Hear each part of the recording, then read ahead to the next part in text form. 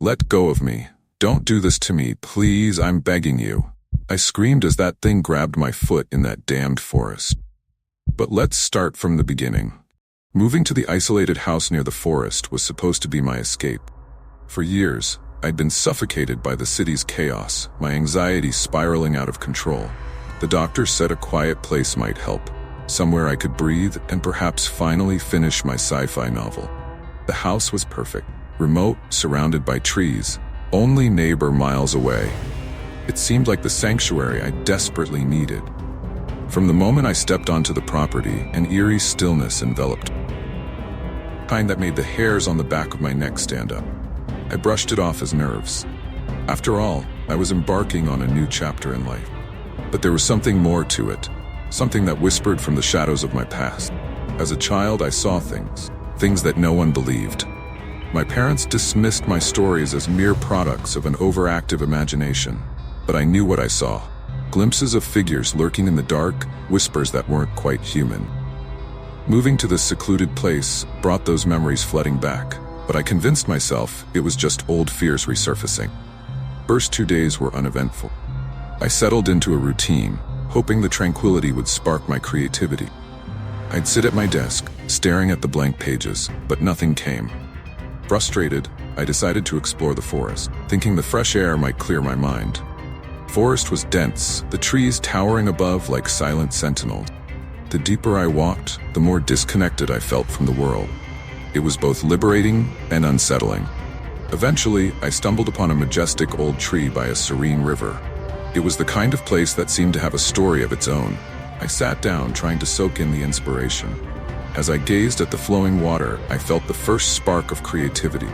Ideas for my novel began to form, vivid and exciting. The oppressive weight on my chest started to lift. Feeling a bit overheated, I decided to take a dip in the river. The water was cool, a perfect contrast to the warm afternoon sun. While swimming, something shiny caught my eye.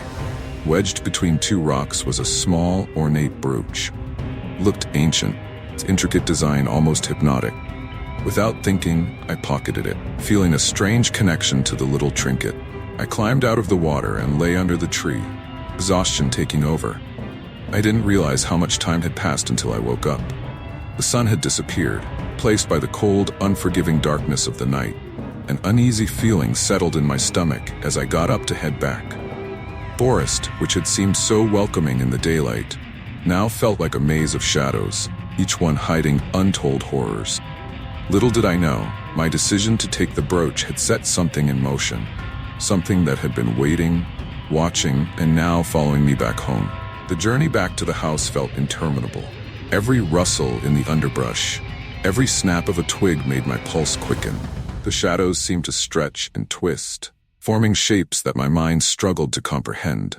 I hurried my pace, the cool night air biting at my skin, as if urging me to get out of the forest as quickly as possible. When I finally reached the house, I breathed a sigh of relief. The familiar creak of the front door was oddly comforting. I locked the door behind me, double-checking it, then headed straight for a hot shower. As the warm water cascaded over me, I couldn't shake the feeling of being watched.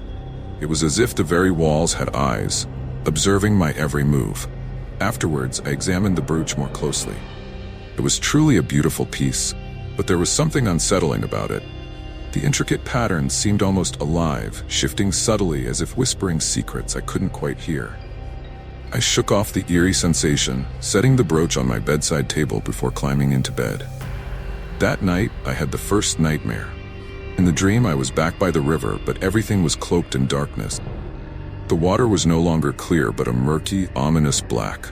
I heard whispers, low and indistinct, growing louder and more insistent.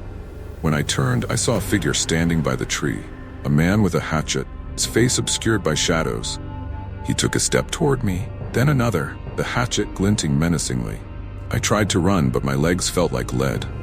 Just as he was about to reach me, I jolted awake, drenched in sweat, my heart hammering in my chest. I dismissed the nightmare as my mind playing tricks on me. After all, I had a vivid imagination, and it wasn't uncommon for me to have intense dreams. But the next day, couldn't shake the unease that lingered. Every creak of the house, every gust of wind against the windows seemed amplified, sinister. Determined to push through, I returned to my writing. The ideas that had flowed so freely by the river now seemed distant, elusive. Frustration gnawed at me, and I found myself constantly distracted, glancing at the brooch. Its presence felt almost demanding, as if it were silently insisting I pay attention to it. As night fell again, the dread from the previous evening returned. The forest outside seemed to press in on the house, the darkness thick and suffocating. I tried to sleep, but every time I closed my eyes, I saw the figure from my dream. The man with the hatchet, inching closer, his eyes, though hidden, burning into me with a malevolent intensity. The next few days followed a similar pattern.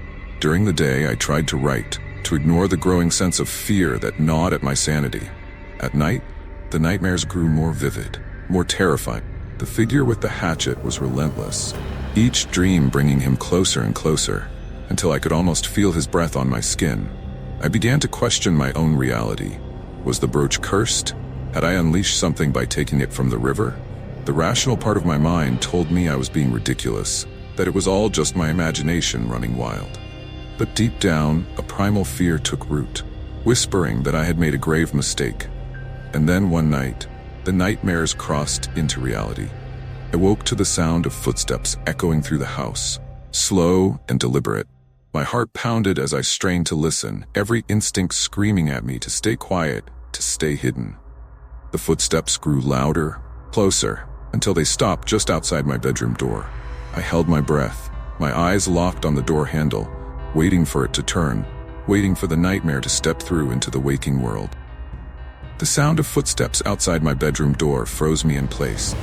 My breath hitched, heart pounding so hard I feared it might give me away. For what felt like an eternity, I lay there, eyes glued to the door, expecting it to burst open at any moment. The handle never turned. Footsteps ceased, leaving an eerie silence in their wake. I waited, counting the seconds, before finally mustering the courage to move. I crept out of bed, careful not to make a sound, and approached the door. Pressing my ear against the wood, I strained to hear anything. Breathing, rustling, anything to indicate someone was on the other side. There was nothing but the oppressive silence. Slowly, I opened the door, the hinges creaking softly in the stillness. The hallway was empty, but the air felt heavy, charged with an unseen presence. I tiptoed through the house, checking each room, every corner, but found no one. Yet, I couldn't shake the feeling of being watched. Returning to my bedroom, I noticed the brooch on the bedside table. Its intricate patterns seemed to swirl, mocking me. I picked it up, feeling its cold weight in my hand. Why had I taken it? What force had compelled me to pocket this cursed object? Sleep was impossible after that. I sat up in bed, clutching the brooch, eyes darting to every shadow, every dark corner. The hours dragged on, each minute a battle against the growing terror within me. Following morning, I decided to investigate the brooch. There had to be an explanation, something to rationalize the creeping dread that had taken hold of me. I spent hours online, searching for anything resembling the brooch's design. Local legends, folklore, anything that could shed light on its origin. My search led me down a rabbit hole of ancient myths and dark histories. The brooch matched descriptions of a relic from a local legend, an artifact said to be cursed, tied to the spirit of a vengeful entity. The stories spoke of a guardian of the forest, a figure who punished those who dared to steal from its domain. The more I read, the more the pieces fell into place. I had taken something that didn't belong to me, and now I was paying the price. Panic set in as I realized the magnitude of my mistake. I had to return the brooch. But how? The thought of going back to the forest, to the river where I found it, filled me with dread. Yet, there was no other option. My sanity was slipping away, and I needed to end this nightmare. As the sun began to set, I prepared myself for the journey. A familiar sense of unease settled over me as I stepped outside. Forest loomed in the distance, its trees dark silhouettes against the fading light. Clutching the brooch tightly, I walked toward the river, every step filled with trepidation. Forest seemed even more sinister at dusk, shadows deepening into inky blackness. Every rustle, every snap of a twig set my nerves on edge. When I reached the river, the sense of being watched intensified. I looked around, half expecting to see the figure from my nightmares emerging from the darkness. I approached the spot where I had found the brooch, my hands shaking as I prepared to return it. As I bent down, cold wind swept through the trees, carrying with it a whisper, low and indistinct, unmistakably hostile. My heart raced. I quickly placed the brooch back between the rocks. For a moment there was silence, then a rustling from the trees. I turned, and there he was, man with the hatchet, his face still obscured by shadows, standing just beyond the tree line. He watched me, unmoving, his presence a palpable weight. Fear surged through me, and I stumbled back, nearly falling into the river. The figure took a step forward, and I fled, running blindly through the forest, branches whipping against my face, ground uneven beneath my feet. The whispers grew louder, more insistent, but I didn't stop. I couldn't. I had to get away. When I finally burst out of the forest and into the clearing near my house, I collapsed, gasping for breath. The safety of the house was a cruel illusion now. I knew, deep down, that the entity wouldn't stop. Returning the brooch might not be enough. I had awakened something ancient and malevolent, and it was coming for me. I barely slept that night, haunted by the image of the hatchet-wielding figure standing at the edge of the forest. Every time I closed my eyes, I saw him moving closer, his presence an oppressive weight pressing down on my chest. When the first light of dawn crept through the curtains, I felt no relief, only a deepening sense of dread.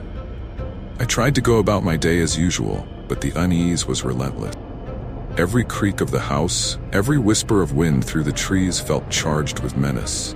My mind kept drifting back to the brooch, to the stories I had read about the vengeful spirit. The rational part of me wanted to dismiss it all as superstition. The fear was too real, too immediate. By afternoon, I couldn't take it anymore. I had to get out, clear my head. I grabbed my coat and headed for a walk, hoping the fresh air might help. Forest, which had once seemed so tranquil, now felt like a living entity, watching and waiting. I avoided the river, instead taking a different path that led deeper into the woods. The deeper I went, the more oppressive the atmosphere became. It was as if the forest itself was conspiring against me, closing in, suffocating. I stumbled upon an old, dilapidated cabin, something I hadn't noticed before. Drawn by a morbid curiosity, I approached. The cabin looked abandoned, its windows shattered, door hanging off its hinges. Inside, dust and decay covered everything. I stepped inside cautiously, the floorboards creaking under my weight. An old fireplace stood at one end, the chimney clogged with debris. The air was thick with a musty, rotten smell. As I explored the cabin, I found old, tattered photos scattered on a table. They were of a family, parents with 2 children. The images were faded, the faces barely recognizable. One photo, however, caught my eye. It showed a man standing by the river, holding what looked like the same brooch I had found. His expression was grim, almost fearful. A cold shiver ran down my spine. The realization hit me hard. This man had been here before me, found the brooch, and had suffered for it. I felt a kinship with him, a shared sense of doom. Whatever had happened to him, I feared, was happening to me now. I left the cabin, the weight of its dark history pressing down on me. As I walked back to the house, the sun began to set, casting long, eerie shadows across the forest floor. I quickened my pace, desperate to get back before nightfall. Back at the house, I locked every door and window, my hands trembling. The sense of being watched was overwhelming. I retreated to the bedroom, the brooch still on the bedside table, its presence like a malevolent eye. That night, the nightmares returned with a vengeance. The man with the hatchet was no longer content to watch from a distance. He was inside the house, his footsteps echoing through the halls. I could hear him breathing, a low, raspy sound that sent chills down my spine. In the dream I tried to hide, but he always found me, his dark eyes burning with fury. I woke up in a cold sweat, darkness of the room pressing in on me. The house was silent, but I knew I wasn't alone. I could feel him just beyond the door, waiting. My mind was fraying, the boundary between dream and reality blurring. I couldn't escape him, couldn't outrun the terror. Desperation clawed at me. I needed to end this, to find a way to rid myself of the curse. But how? The stories I had read offered no solutions, only warnings. The brooch was the key, I was sure of it, but what could I do with it now? Returning it to the river hadn't worked. I was trapped, a prisoner in my own home, haunted by a relentless spirit. The days that followed were a blur of fear and paranoia. I could no longer tell if the footsteps I heard at night were real or imagined. The figure with the hatchet appeared in every shadow, every reflection. My mind was unraveling, terror consuming me. I knew I couldn't go on like this. I had to confront the spirit, to face whatever awaited me. Clutching the brooch, I made a decision. I would return to the river one last time, not to leave the brooch, but to seek answers. If I was to find peace, I had to understand the curse that had befallen me. As night fell, I steeled myself for the journey. The forest loomed dark and foreboding, but I had no choice. With the brooch in hand, I stepped into the night, ready to face the terror that awaited me, hoping against hope that this final act might break the cycle of fear and madness. The forest swallowed me whole as I ventured into its depths. The night was eerily silent, each step I took muffled by the thick blanket of leaves on the ground. My heart pounded in my chest, my grip on the brooch tightening with each passing moment. I could feel the eyes of the forest upon me, unseen watchers lurking in the darkness. The path to the river seemed longer than before, the trees twisting and closing in around me. Shadows danced at the edge of my vision, and every now and then I caught a glimpse of movement. Bleeding figure, always just out of reach. The air grew colder, chill seeping into my bones. As I neared the river, a sense of foreboding washed over me. The water, once serene, now looked black and ominous, reflecting the moonlight like a shard of broken glass. The tree where I had found the brooch stood tall and imposing, branches stretching out like gnarled fingers. I stepped closer, my breath visible in the cold night air. Suddenly, a rustling sound came from the bushes behind me. I spun around, heart in my throat, but saw nothing. The forest seemed to be holding its breath, waiting for something. I turned back to the river, and that's when I saw him. The figure with the hatchet emerged from the shadows, his movements slow and deliberate. His face was still obscured, but his presence was unmistakable. He walked towards me, the hatchet glinting in the moonlight. My instinct was to run, but my legs felt rooted to the spot. "Why are you here?" I whispered, my voice trembling. He didn't answer, just kept advancing, his eyes, dark and empty, fixed on me. Desperation clawed at me. I had to do something, anything. I held up the brooch, hoping it might have some power over him. I returned it. I returned the brooch. "What do you want from me?" He paused, his gaze shifting to the brooch. For a moment, I thought I saw a flicker of recognition, or was it regret, in his eyes. But then, he took another step forward, his grip on the hatchet tightening. Fear surged through me, and I did the only thing I could think of. I threw the brooch into the river, watching as it disappeared into the black depth. The figure stopped, his head tilting slightly as if listening. The air around us grew colder, the whispers of the forest growing louder, more insistent. The figure looked back at me, his eyes now filled with rage. I backed away, stumbling over the uneven ground. He raised the hatchet, and I knew I had to run. I turned and fled, the sound of his footsteps echoing behind me. Branches whipped at my face, roots threatened to trip me, but I didn't dare slow down. The whispers grew louder, a cacophony of voices, urging me to flee, to escape. I burst out of the forest, gasping for breath, my house looming in the distance. I stumbled through the door, slamming it shut behind me. My hands shook as I locked it, every muscle in my body trembling with fear. Collapsed against the door, tears streaming down my face. The figure had stopped at the edge of the forest, but I knew he wouldn't stay there forever. The house felt like a prison, each room filled with shadows and unseen threats.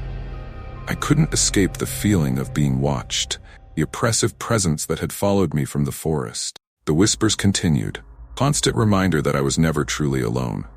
Sleep was impossible. Every time I closed my eyes, I saw his face, dark, empty eyes staring into mine. The boundary between dream and reality had dissolved completely. My mind a chaotic whirl of fear and paranoia. Days turned into a blur. I wandered the house, a shadow of my former self. Couldn't eat, couldn't sleep, couldn't think. The figure with the hatchet was always there, lurking at the edge of my vision. Constant reminder of the curse I had brought upon myself. One night, as I sat in the darkness of my bedroom, I heard a familiar sound. Footsteps, slow and deliberate, echoing through the house. I knew he was inside, but he had finally crossed the threshold. The whispers grew louder, more urgent. I couldn't move. I was paralyzed by fear, unable to do anything but listen as he drew closer. The door to my bedroom creaked open, and there he stood, hatchet glinting in the dim light. He took a step forward, then another. Could see his face now, twisted and tormented, a reflection of the terror I felt. He raised the hatchet, and I knew there was no escape. In that moment, I understood the true horror of my situation. The brooch was never just an object, it was a conduit, a link to the malevolent spirit that now stood before me. I had awakened something ancient and vengeful, and there was no way to put it back to sleep. The last thing I saw was his eyes, dark and empty. As the hatchet came down, I awoke with a start, drenched in sweat, the echo of the hatchet's impact still reverberating in my mind. My heart was racing, my breath coming in ragged gasps. The bedroom was silent and undisturbed, yet the terror lingered. Had it all been another nightmare? Felt too real, too visceral to be a mere dream. But as I sat up, I noticed something different. Faint, dark stain on the floorboards beside my bed, a reminder of the previous night's horror. My mind reeled, struggling to distinguish between reality and the nightmare. I had to get out of this house. It was consuming me, driving me to the brink of madness. Determined to break free from the suffocating dread, I decided to leave, to find help. I packed a small bag with essentials, my hands shaking uncontrollably. The brooch, now lost to the river, seemed to have transferred its malevolent energy to the house itself. I couldn't escape its influence, not while I stayed here. As I stepped outside, the air felt heavy, forest looming ominously around me. The path to town was long, but I had to try. I couldn't stay here another night. I started walking, the crunch of leaves underfoot the only sound in the oppressive silence. The journey through the forest was torturous. Every shadow, every rustle of leaves set my nerves on edge. I kept glancing over my shoulder, expecting to see the hatchet-wielding figure emerging from the darkness. The trees seemed to close in on me, their branches clawing at my clothes, trying to pull me back. After what felt like hours, I reached the edge of the forest. The sight of the town in the distance was a small comfort. I quickened my pace, promise of safety spurring me on. But as I neared the outskirts, a chilling realization hit me. Whispers, they hadn't stopped. They followed me, growing louder, more insistent. I stumbled into the first building I found, a small, decrepit gas station. The attendant looked up, startled by my disheveled appearance. "Help me," I gasped. "Please. There's something following me." His eyes widened with concern, but before he could respond, the lights flickered and the whispers filled the room. The oppressive presence I had felt in the forest and house was here, surrounding me. "Sir, are you all right?" the attendant asked, his voice trembling. "No," I whispered, backing away. "It's here." It followed me. The lights flickered again, and the shadows in the room seemed to shift, taking on ominous forms. The attendant stepped back, his face pale. I turned and ran, my mind consumed by terror. The whispers were deafening now, the cacophony of voices urging me to give in, to surrender. I burst out of the gas station and into the street, not knowing where to go. The town seemed foreign, hostile. People I passed stared at me with a mixture of curiosity and fear. I needed help, but who could possibly understand what I was going through? In a daze, I wandered until I found myself outside an old church. The sight of it brought a glimmer of hope. Perhaps here, in this sanctuary, I could find some peace, some answers. I pushed open the heavy wooden doors and stepped inside. The interior was dimly lit, the air thick with the scent of incense. I made my way to the front, where a priest was lighting candles. He looked up as I approached, his expression one of mild surprise. "Father, I need help," I said, my voice trembling. "There's something evil following me. I don't know what to do." The priest studied me for a moment, then nodded slowly. "Come sit down. Tell me everything." I poured out my story, every horrifying detail, from finding the brooch to the relentless nightmares and the figure with the hatchet. The priest listened intently, his face growing more serious with each word. "You have encountered a restless spirit," he said finally. "A vengeful entity tied to that brooch.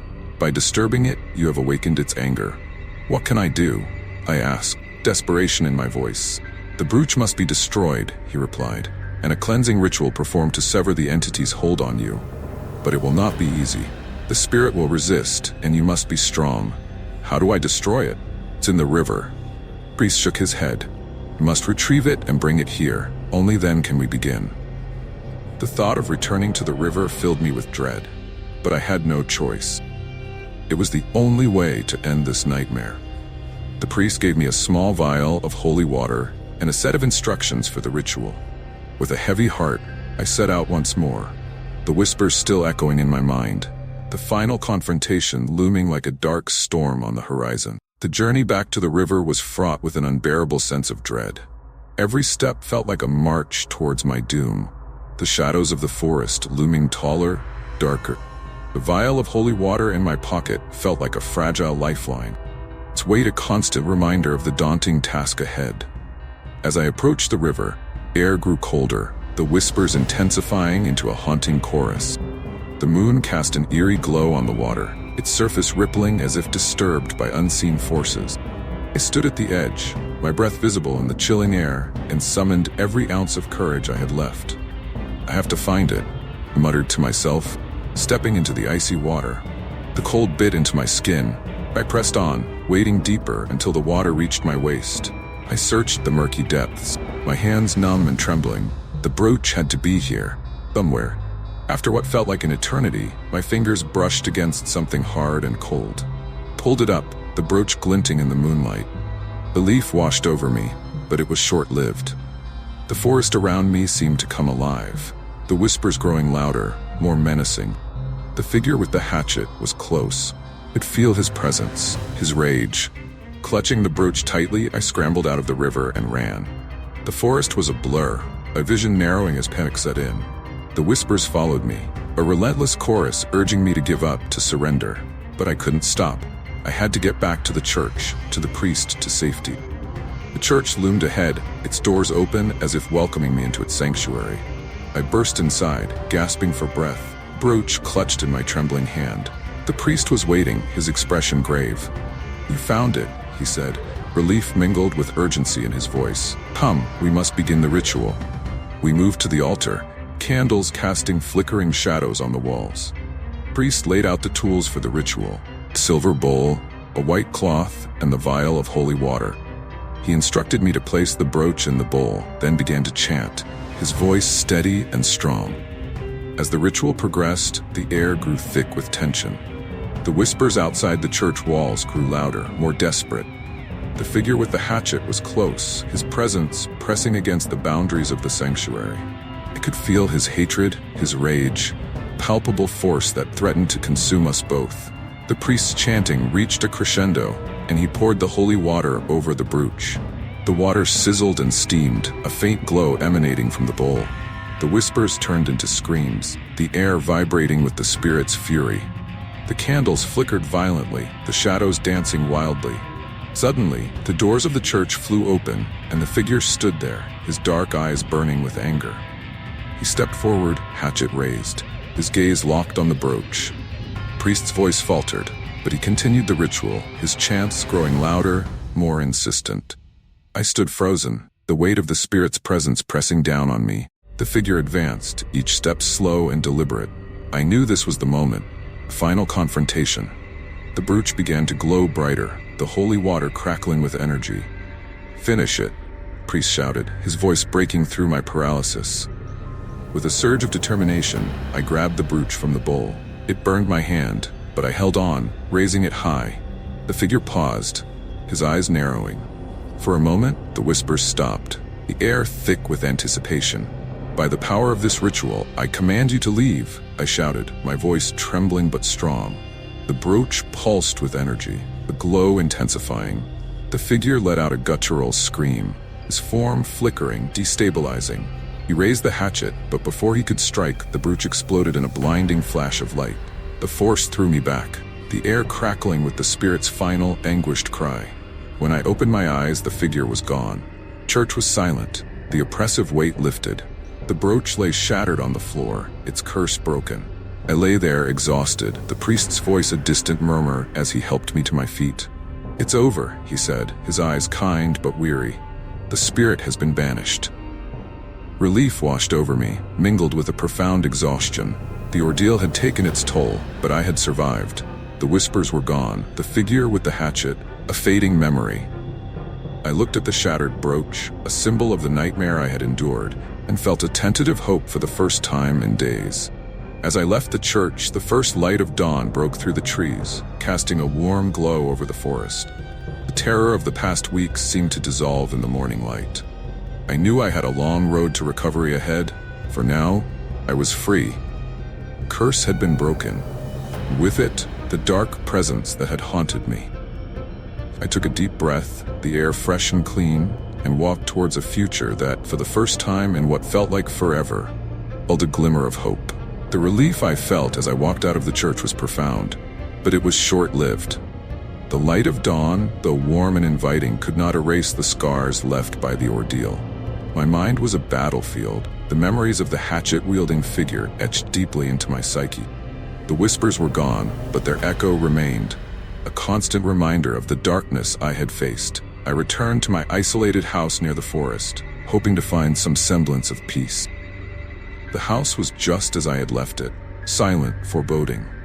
I cleaned up, trying to restore a sense of normalcy, but every creak of the floorboards, every rustle of leaves outside sent chills down my spine.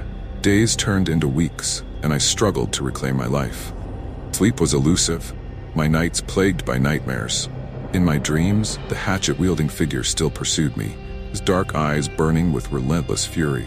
I would wake up drenched in sweat, the terror of those dreams clinging to me like a second skin. I sought help, visiting doctors and therapists, but nothing seemed to quell the fear. They told me I was suffering from PTSD, that time would heal the wounds. But how could time heal something so deeply rooted in the supernatural? Something that defied the boundaries of reality and sanity? One evening, as I sat in my study trying to write, I heard a noise. Soft, almost imperceptible. I froze, my heart pounding. It was a whisper, faint but unmistakable. My blood ran cold. I tried to convince myself it was my imagination, the residual fear playing tricks on my mind. But then I heard it again, clearer this time. I stood up, my body trembling, and followed the sound. It led me to the bedroom, to the spot where I had first seen the dark stain on the floor. The whisper grew louder, more insistent, and I knew I couldn't ignore it. With shaking hands, I knelt and pressed my ear to the floor. The whisper was clearer now, a voice murmuring in a language I couldn't understand. Panic surged through me. I had thought the ordeal was over, that the spirit had been banished. But something remained, something dark and malevolent. Desperation clawed at me. I grabbed my phone and called the priest, my voice frantic. "Father, it's back. The whispers, they're back." His voice was calm, steady. "Stay where you are, I'm coming." I waited, the whispers growing louder, more oppressive. When the priest arrived, he wasted no time. We performed another ritual, trying to cleanse the house of whatever residual evil lingered. But this time, it felt different. More resistant, more deeply rooted. As the ritual concluded, the whispers subsided, but the sense of unease remained. The priest looked at me, his expression grave. "The spirit has left its mark on you. It's not something that can be easily erased. You must remain vigilant." I nodded, my heart heavy. The battle was far from over. The spirit had been banished, but its presence had left a stain on my soul, a darkness that could not be easily washed away. The days that followed were a blur of fear and paranoia. I couldn't escape the feeling of being watched, of something lurking just out of sight. The whispers would return sporadically, chilling reminder of the spirit's lingering influence. I knew I couldn't stay in that house. It was a beacon for the darkness, a place where the spirit's memory was too strong. I sold the property and moved to the city, hoping the bustle and noise would drown out the whispers. But no matter where I went, the shadows followed. One night, in my new apartment, I awoke to find a dark figure standing at the foot of my bed. My heart seized in my chest, terror paralyzing me. It was him, the hatchet-wielding figure.